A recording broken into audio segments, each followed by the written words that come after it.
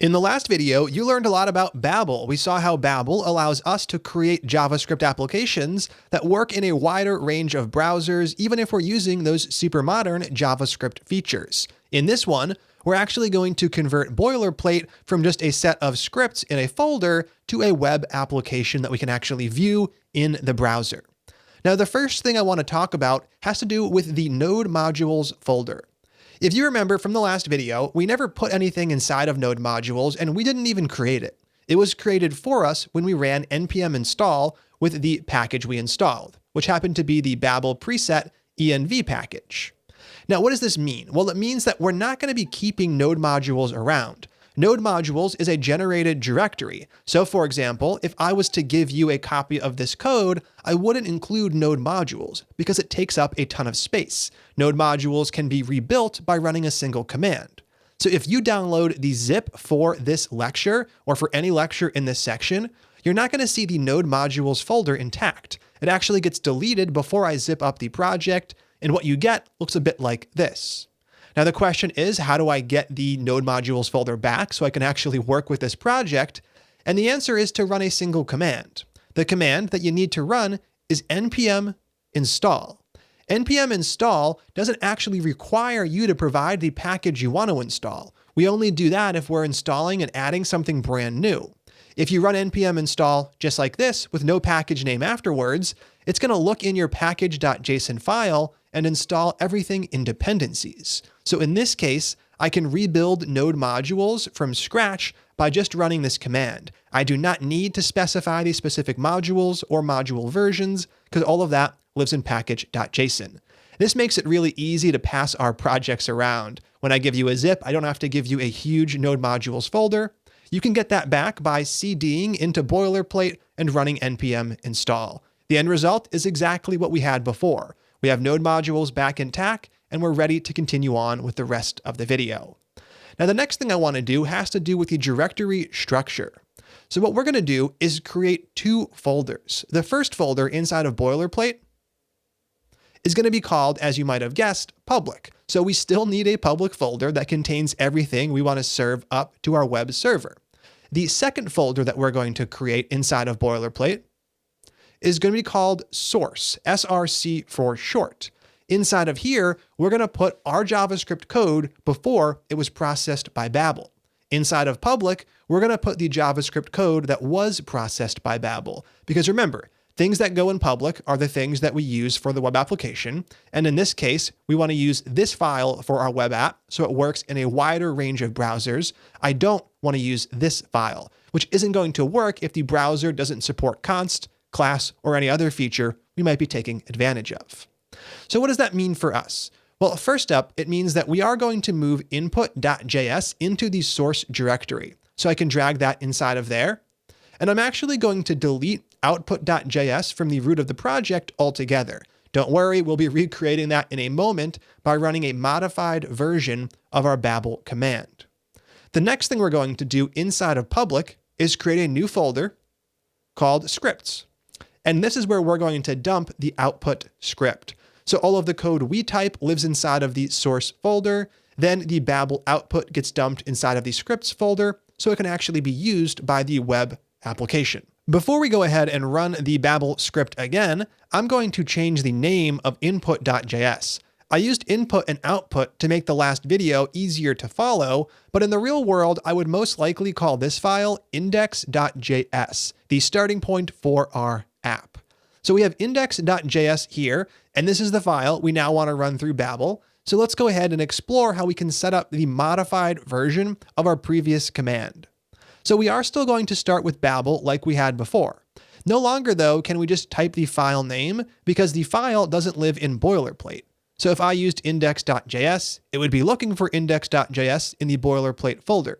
What we need to do is provide the path to that file. So for us, that is inside of the source folder, source/index.js. Excellent. Now from here, we do still have to provide the out file as well. So a space, --out -file. And then after another space, we provide the location for that. Once again, we don't just want to provide the file name because that would put it right in the Boilerplate folder.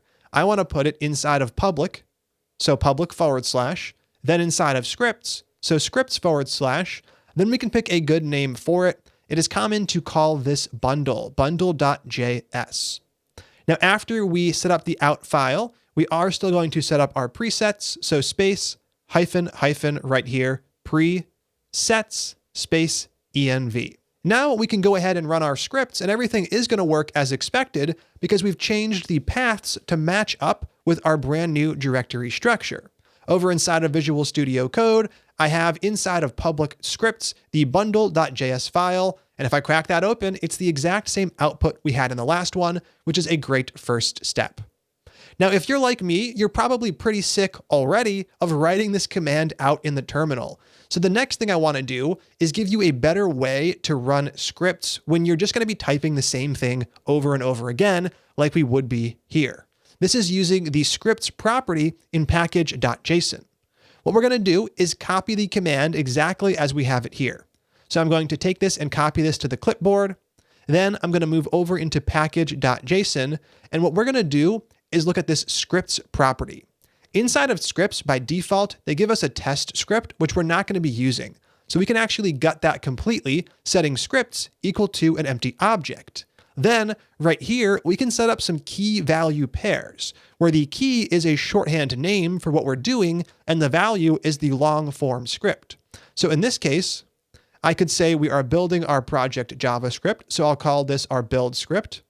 Then as the value, I would set it equal to whatever I copied from the clipboard. So right here, I would paste the command exactly as I had it before. Now we can run this long command over and over again using this shorthand build. Let's see how we get that done from the terminal. Right here, all we have to do to get this done is use npm run followed by the script name. In this case, npm run build. If I run that shorthand, what do I get? I get the long script running behind the scenes, and we get the exact same output. So we're going to be using scripts anytime we have a really long command that we're going to be using over and over again. And in this case, the command that we use for Babel does take quite a bit of work to set up. So it is a nice idea to move this into scripts so we can refer to it by its shorthand build. And now that we have the build script in place, what I want to do is set up an HTML file in public so we can actually load the bundle.js file via a script tag and run the code that Babel spits out. Right inside of public, I am going to set up index.html, and in here, we're going to have our basic HTML boilerplate. Let's go ahead and set this up, starting with our doc type, setting it equal to HTML. Then we'll set up our HTML tag, and then we'll set up our head tag. In head, we can put title, boilerplate. App sounds like a pretty good title for this one. Then down below head, we're going to set up the body for the web page. Let's go ahead and add some test text inside of there, like an H1 with the text value of boilerplate. And then finally, we'll add in our script. So down below, I'm going to set up a script tag. We will load in an external script. So let's provide the source attribute. In here, we have to provide the path to that file. That is /scripts/bundle.js. When we provide paths inside of HTML, it's relative to the web server's root. We're going to be serving up public as the root, so / starts from public. We then go into scripts, and then finally we go into bundle.js. We could also make this a relative path if we wanted to. I could have /scripts/bundle.js. This would work just as well. All right, we have our HTML file in place, so let's go ahead and test things out. Over inside of index.js, we are indeed logging something. I'm going to go ahead and use our class 2 just so we can prove everything works. I'll create an instance of this class, const hangman lowercase equals new hangman. Then I'm just going to call our one method. So console.log, and I will print whatever comes back from calling hangman.myMethod. I just want to add a little code inside of here so we can actually see things print in the browser's console when the web page runs. Now it's important to remember that at this point, the bundle file has not reflected our changes. So over in the terminal, I can use the up arrow and enter to rerun our build script. Then we can use live server to serve up the public folder. So right here, we have live-server. I'm going to serve up the public directory, and then we can view our app in the browser. Over here, I'm going to head over to 127.0.0.1 on port 8080. When I view that page, what do I get? I get my boilerplate app showing up. We have our H1, we have our title correct, and then we can crack open the dev tools to make sure the console shows the correct output as well.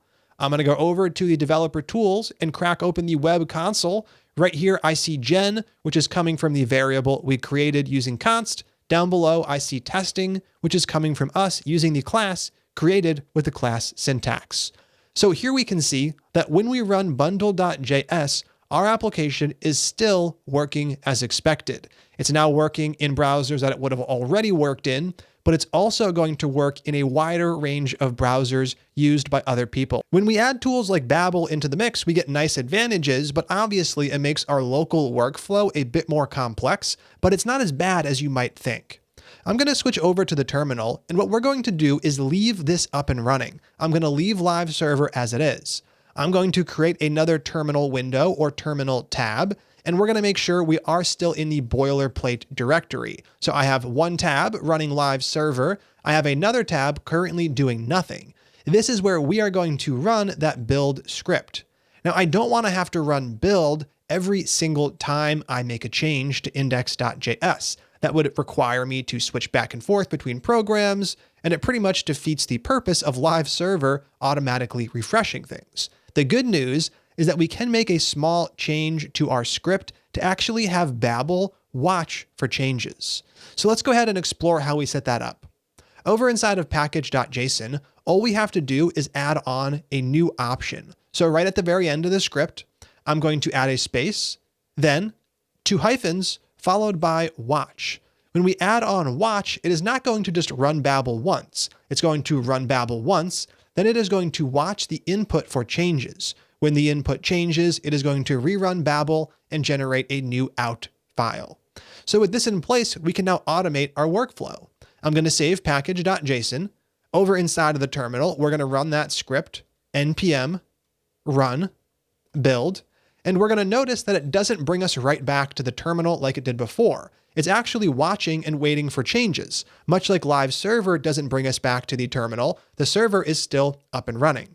The nice thing though is that now we can make changes to index.js. When we make those changes, Babel is automatically going to compile a new bundle.js file. Live server is going to see bundle changed, and we are going to see the latest in the browser. To prove this, let's go ahead and change something that prints down below. I'm going to change the name from Jen to Mike.